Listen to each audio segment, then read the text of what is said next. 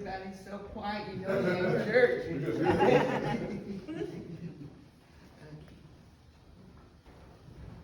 Good morning again, everyone. I am Rose Joshua, President of the National Association for the Advancement of Colored People, NAACP, Chicago Southside Branch. Welcome to Conversations with Candidates, a candidates forum sponsored by the NAACP Southside Branch and the Alpha Mu Omega and the Chi Omega chapters of Alpha Kappa Alpha sorority. Thank you, Green Grove Missionary Baptist Church and Pastor Terrell Carter for hosting this forum. As the nation's oldest civil rights organization, the NAACP is committed to educating our community to ensure that Black voters are engaged in the political process and vote in every election. To that end, the Southside branch of the NAACP invited candidates for the June 28 election for a conversation to discuss their qualifications for office in which they are running. The topic of the conversations will focus on the NAACP game changers: health, civil rights, education, economic development, environment and climate justice, and voting rights. These are the issues that have the most disparate impact on Black communities. So it is important for candidates stand on these issues. I will now turn this event over to the moderator, Cheryl Gist Williams, to introduce the interviewer and the candidate. Thank you.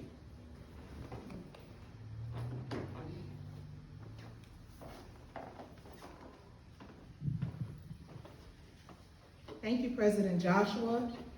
Good morning, everyone here at Green Grove Missionary Baptist Church. Good morning. Good morning. My name is Cheryl Gist Williams, and I am delighted to be with you today where we have our first conversation with candidate for Cook County Board President Toni Preckwinkle. Interviewing President Preckwinkle is Pam Sandin. Ms. Sandin is an attorney and former law professor at UIC Law School. She is second vice president and political action committee chair of the NAACP Southside branch. Toni Preckwinkle is the current president of the Cook County Board. She is a former teacher and alderperson of the 4th Ward for 19 years. She's also the first African-American woman to be elected to the office, which she has held since 2002. Please welcome Ms. Sandin and President Preckwinkle. Thank you. Thank you very much. First of all, President Preckwinkle, thank you so much. This is a very honor and privilege to hear about you and your qualifications. Thank you. Your qualifications for the position which you currently hold. But I think we have to correct, you've been the president since 2010, is that correct? That's correct. Right, and so you'll be seeking your 4th term for president of the second I largest don't think county the in mic country. is working. No, I don't Yeah. think. Are you on here back there? Yes. Okay. I'll have to just speak loud. Thank you.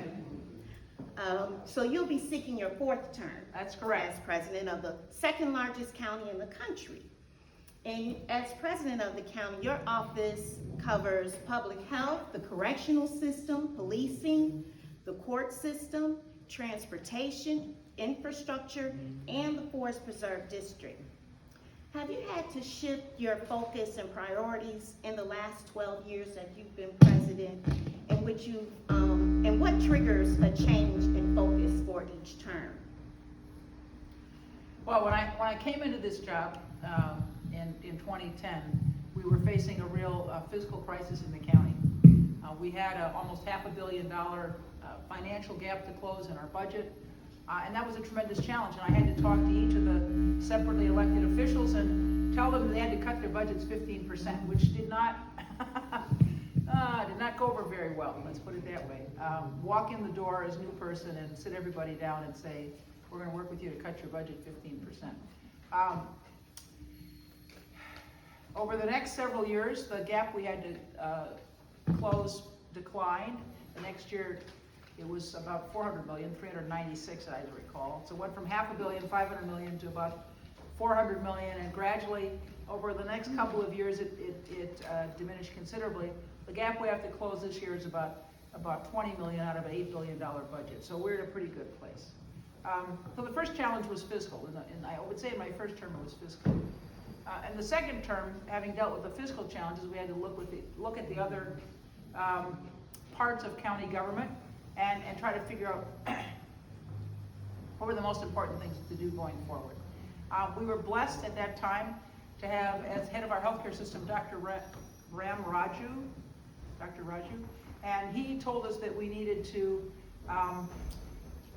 become part of the Affordable Care Act's Medicaid expansion program and create our own Medicaid expansion program. And as a result, we have county care. Now, county care is a Medicaid expansion program. That means it serves people 19 to 64. Those of us 64 and older are served by Medicare. But it's a Medicaid expansion program, and we have 420,000 members. And that's the result of the pandemic, frankly, because before the pandemic, we had about 100,000 fewer members, participants in our program. But in that second term, we worked really to develop the Medicaid expansion program, county care, and kind of get it up and running. And it enabled people who we were serving without the ability to pay, enabled them to have insurance and pay us for their care, right? But it wasn't just us. The Medicaid expansion program, county care, allows you to use any of the participating healthcare entities. So the federally qualified health clinics in the neighborhoods around the county, you know, our academic hospitals, Loyola, Northwestern, University of Chicago, our safety net hospitals, you know, St. Bernard, Sinai. You had a choice, an insurance card. And so many of the people who we had served historically for the first time had health care. And that was the blessing that came from President Obama. And we were able to take advantage of, thanks to the intelligence of Dr. Raju. So the second term really was around getting that healthcare expansion, you know, kind of up and running. Our third term, more of the focus was on criminal justice reform. When I came into office, there were 11,000 people in the jail on an average daily basis, and many of them were there because they couldn't pay even $100 bond.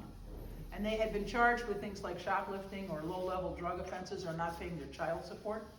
But they spent sometimes weeks or months in jail because they couldn't pay $100, $500, $1,000 bond. And we as a county were paying $162 a day to keep them in jail. And these are people who have not been convicted of the crime of which they're accused. The jail is for pre-trial detention. It's not a prison. People haven't been convicted. People in the jail, overwhelmingly, there's a very small percentage who've been convicted. But overwhelmingly, it's people who haven't been convicted of the crimes of which they're accused. So we said it doesn't make sense to have people who are accused of low-level offenses in the jail awaiting their trial. And so we worked with the chief judge and the state's attorney and the public defender, other stakeholders, and we collectively agreed we were going to have less reliance on cash bond. Because after all, you know, you could be, if you're rich and you're accused of murder, they give you $1 million bond and you can put up the 10% cash, 100,000, you're out on the street anyway, right? So why should somebody who's accused of shoplifting sit in the jail because they can't pay $100 bond, right? So the jail population during the pandemic, when we made every effort to get everybody out of there we possibly could, safely, because the jail was a hotspot for the pandemic, went down to about 4,000. But since then it's ticked up, it's about 6,000 now. But it's still about half of what it was in 2010 when I came in. So we've made some real progress in injecting some equity in the criminal justice system. Because after all, you go to that jail, it's all black and brown people. I think the last time I heard it was, you know, it's like 90% of the people are black and brown. So. Well, what will your focus be if elected a fourth term? In my fourth term, we're clearly gonna focus on responsibly spending the resources that we have as a result of the Affordable Care Act, the American Rescue Plan Act. It's called ARPA, American Rescue Plan Act. And we're gonna invest in the kind of things we always invest in. Infrastructure, roads and bridges, but we're also investing in pedestrian or walkways, bikeways, freight, public transit. So we have a broader kind of infrastructure investment menu. We're going to invest in social services, the kind we always do. So it's affordable housing and transitional housing for the homeless, and those kind of things. But we're also going to do three things which I think are really critical and potentially transformative. The first is investing more in behavioral health services. For 180 years, our healthcare system has focused on physical health. It's only relatively recently that it's focused on mental health, behavioral health services. And what we've seen in the pandemic is how important behavioral health services are. Lots of people are depressed, anxious, stressed. We need to have services available to folks, readily available and inexpensively or at no cost available to people if we're going to properly serve the healthcare needs of the people of Cook County. So more investment in behavioral health services. The second thing is a guaranteed income program. When we had our press conference a couple weeks ago with Mayor Tubbs from Stockton, California, he talked about their 2-year guaranteed income program. And what they found after 2 years, people who participated, and they had a control group, people who participated were more likely to have full-time jobs, more likely to have invested in education for themselves and their children. There were lots of positive outcomes, right? So we're going to do that here and kind of build the case. My view is that we should have guaranteed income in this country. It should be federal policy and not be left to counties and states. But we're going to try to help build the case that this is a good plan, and we've committed to doing it after the federal dollars run out. And let me just say, it's important, since we're here as part of an NAACP event. Martin Luther King, 60 years ago, talked about guaranteed income. In his view, it was part of his justice agenda for this country. Either guaranteed employment, guaranteed income. And I agree with him. So that's guaranteed income. The third thing is medical debt. For ordinary working people, the main reason that people end up in bankruptcy is they can't pay their medical bills. So we're going to intervene in that marketplace and pay people's medical bills and clean up their credit and allow them to move ahead with their lives and not have this enormous burden of medical debt hanging over their heads. So those are the three things. We're going to do the kinds of things we've always done with some of the resources, but those are the three things that, as I said, I believe will be transformative. Thank you. To follow up about the budget, I want to talk a little bit about taxes as well. So as we all know, gas is extremely high now, and putting a strain on Americans, workers who have to travel to get to work and shop and care for their families. The county gas tax helps to pay for these infrastructure improvements that you were talking about. What are your plans to alleviate the strain on the Cook County residents while infrastructure is extremely important, the average citizen would, of course, putting food on the table as more of a priority.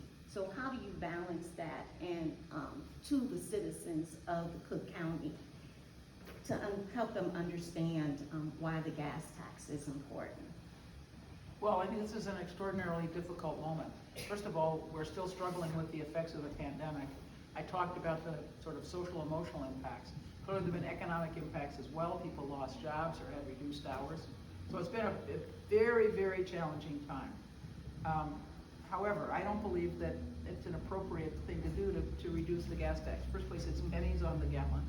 In the second place, if you look, if you look around our neighborhoods at the potholes, that we get motor fuel tax money to pave our streets, to take care of our bridges, keep our bridges in good repair, what they call a state of good repair. And government really needs those resources to provide that infrastructure support. And good infrastructure is the foundation of a strong economy.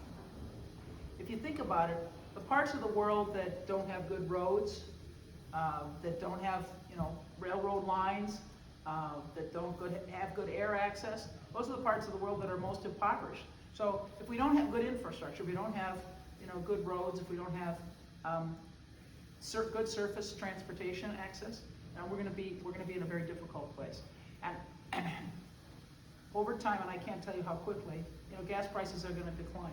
And frankly, I would hope that Congress takes a look at the oil companies and what they're doing, because they're taking advantage of a difficult moment in our history and jacking up prices.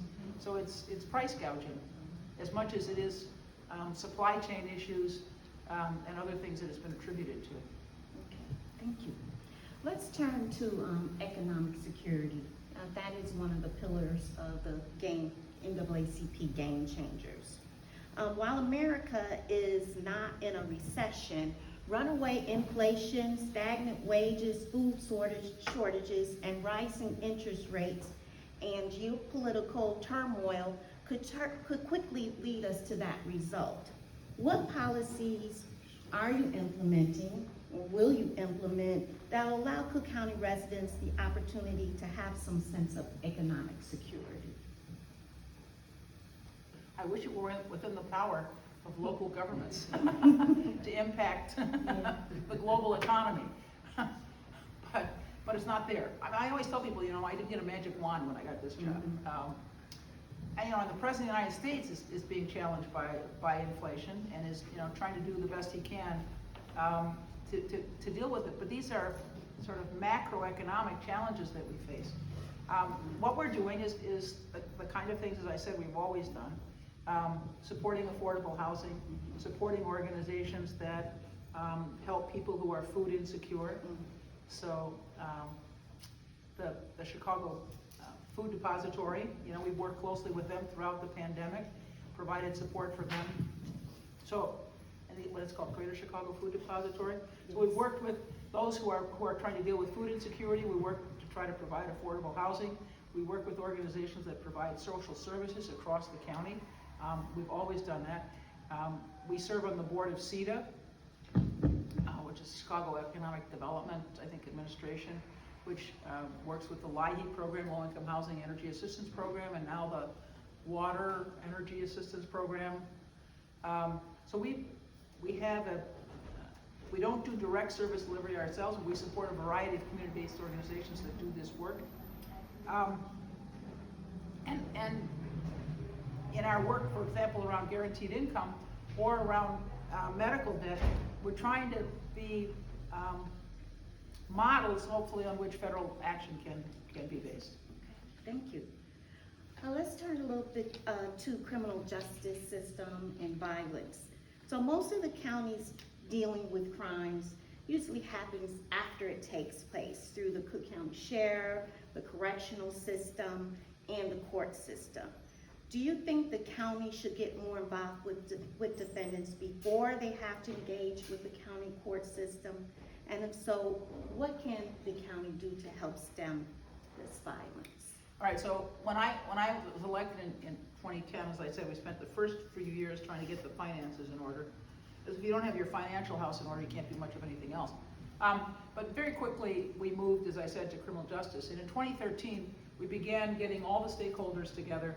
So that's the sheriff, the chief judge, the state's attorney, the public defender, the clerk of the court, together with the president's office on a regular basis to talk about how we could work together. We worked together to reduce reliance on cash bond.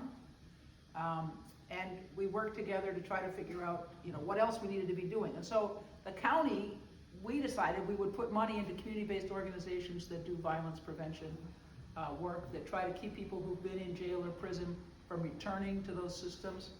That's anti-recidivism work, restorative justice work, trying to get small disputes settled within communities rather than putting them in the criminal justice, putting the alleged perpetrator in the criminal justice system. So 2013, we began those investments. This year, we're going to be investing $65 million in that work. So community-based organizations all across the city and the county get support from the county to do their work. And we're using money from the federal government, and we're also using money we put aside in an equity fund to do this work as well. So it's our own resources, our own county resources, plus the federal dollars, but this year it's $65 million. So, turning to violence, many people attribute the latest rash of mass shootings to the availability of guns.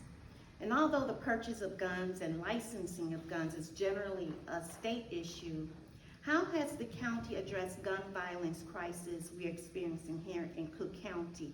I'm aware that there is an anti-violence grant program. Can you talk a little bit about that? Well, yes, as I said, it's a $65 million program. And we did 2 rounds of requests for proposals, one for large organizations, and our commitment is a 3-year commitment. So one was for organizations that were requesting at least $500,000 a year for the next 3 years, so $1.5 million. The other was for organizations that were requesting less than that. So we had a 2-tier program so that the large organizations were competing against each other, and the small organizations were competing against each other, instead of throwing the small organizations in the pot with the big organizations. And we're in the process of evaluating those programs, and hopefully in our July meeting we'll begin to ask the Board of Commissioners for approval of some of those grants. You mentioned about mental health services and hospitals. As a former mental health specialist, I believe that we should start trying to normalize getting help for mental health conditions instead of having people who suffer from these conditions feel stigmatized. And many of our people who are in jail are experiencing mental health issues, and they're being treated in jail instead of where they need the help. Are there any plans for the county to expand mental health services to incarcerated individuals so that they are treated, so that mental illness is treated as a disease and not as a crime? Sure. As I said, one of the things we're going to do is up our investments in behavioral health services, create a bureau department responsible for behavioral health services. They'll do an asset inventory in the county and figure out where the gaps are, and then the county will work with our healthcare providers in county care and across the board, try to figure out how we can work together to meet those needs. Now, we need more investment in behavioral health. We know, for example, that there's a shortage of beds for youth, inpatient beds for youth, adults shortage too, but especially for inpatient beds for youth. So we got to do something about that. You know, unfortunately, in the African American community, it's true generally, but in the African American community, there's a particular stigma about getting help, right? And you know, if you had cancer, you wouldn't think, I shouldn't go to the doctor because people will know that I have cancer, or you know, I shouldn't go ask for help for this. You'd say, for heaven's sakes, let's go get the best treatment we can, right? And but likewise, if you're suffering from depression or anxiety or whatever, you know, going to a counselor or trying to get some professional help doesn't have the same, there isn't the same feeling about it in the community, and there needs to be. So. Yes, absolutely. Well, that pretty much wraps up my questions. Does anyone in the audience have any questions that you'd like to ask your president? This is your opportunity. Yes, Dr. I know there's Barbara a lot of Norman. questions, and you're very informative. Thank you. I have a question regarding recently with the CVS pharmacies closing, specifically like the city. How is the county, how do we distinguish between the CVS pharmacy within the city and in the surrounding county? And what can we do to the county structure to keep some of those pharmacies in place? Because the ones that are closing, as you know, are primarily in the African American, Black and brown community. Yeah. This belongs in the I don't have a magic wand category. I can't do anything about the decisions that private companies make. Yes. I mean, just if you think about it, historically, Walgreens has been in more parts of the county than CVS. That's just the case. They've made more of an investment across the board in our communities. CVS's investments were less, what can I say, uniform. I mean, they were sort of in more privileged communities rather than less privileged communities. And now they're closing many of them as well. And frankly, there's not much as a county that we can do about that. And we do that. Would Yeah. it be more state level? I'm not sure that this is a measure this is a problem that government can deal with. You know what I mean? Let me give you an example. So Target closed, right? At 87th and Cottage and out in Morgan Park. All right. It seems to me at that point, the city should have said, we're not gonna let you open other Targets in places where more privileged people live, if you're gonna close all the ones in the black community, right? That's right. And I'll just tell you, they closed the ones at 87th and Cottage in Morgan Park, and then they opened one in Hyde Park. And they opened them up all over on the north side. Well, what does that tell you? You know what I mean? Yeah. But the city had the power to go to them and say, hey, wait a minute, you know? But that's, Yeah. because you have to get city permits and stuff to open your businesses. But the county, we only permit things in unincorporated Cook County, that's a very small part of the county. Thank you, you answered my question. Any other questions for the president? Yes, President Joshua. Yes, thank you, candidate Preckwinkle, for coming to our forum. And I was hoping that we could ask you follow-up questions after the forum is over. I do have 3 areas: housing vouchers, and and how does the county actually deal with housing vouchers, and whether or not it has any responsibility. And the reason for housing vouchers is that there may be some regulation, federal regulation that allow individuals to use their housing vouchers for home ownership. Just like the city has the Chicago Housing Authority, the county has the Housing Authority of Cook County. I appoint members to the board. We have invested in the time that I've been in this office in the renovation of almost every single Housing Authority of Cook County unit.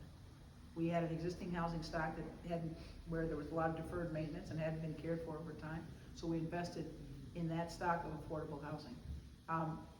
It's HAC, not the county, that gets the vouchers. They have a program that enables people to move into communities of opportunity with their housing vouchers. I'm not sure if they allow people to use their housing vouchers to move toward home ownership. I'd have to get back to you on that. Any other questions? Yes, sir. Hello. I remember you from being Albany. Okay. And I also remember at those particular times that in Hyde Park, they had initiated, crime that had broke out. Now, at that particular time, you had people like myself and others come out to deal with some of that crime and violence. And it worked. The thing is, how does that, from the county filter down to, communities and, Across the county. across the county? So how do you take your good ideas that you used in the 4th Ward that was successful and transfer them to countywide? Well, thank you. What we've done is invest in what we call violence interrupters, people who run the streets, trying to keep the peace. So that's one of the ways, that's violence prevention work that's supported by the county, that's done by community-based organizations. As I said, the second big category that's violence prevention. Trying to work with people who've been in the criminal justice system, try to keep them from going back. That's anti-recidivism work. And then restorative justice, trying to work out problems between perpetrators and victims in the community rather than putting them in the criminal justice system.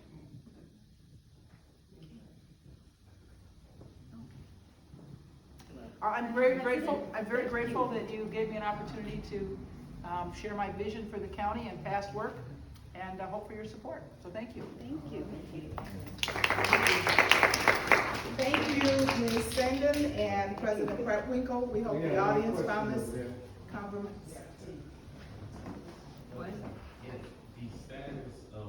Look, paid. you know what, we're winding up, you can ask